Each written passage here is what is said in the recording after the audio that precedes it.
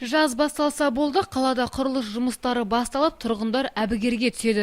Әрине күннің жылынғанын күткен құрылыс мамандары қыста орын алған олқылықтардың орнын толтырып, ретке келтіріп жатқанын біле тұра көпшілігі мән бере бермейді. Мына ескі қалада болып жатқан құрылыс жұмыстары тұрғындарды кәдімгідей әбігерге түсірген. Себебі суық су құбырын тартып жатқан мамандар үй жанындағы тротуарды асфальтталған жолдың айра-жайрасын шығарған.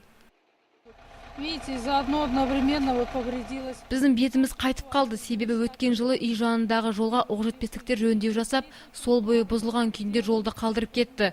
Осы тротуармен жолымызды өткен жылы ғана жөндеп кеткен болатын, енді биыл оны қайта ұсқынсыз қалпына келтірді. Біздің бар өтінішіміз құрылыс жұмыстары аяқталған соң қайта қалпына келтірсе екен.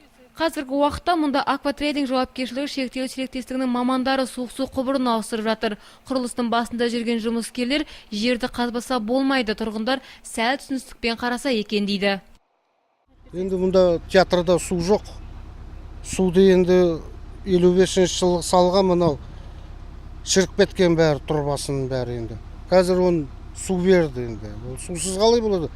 Гүлдері бәрі шірейін деп жатыр, кеуіп кетті бәрі де. Енді орнына келеді бәрі де осылайынан.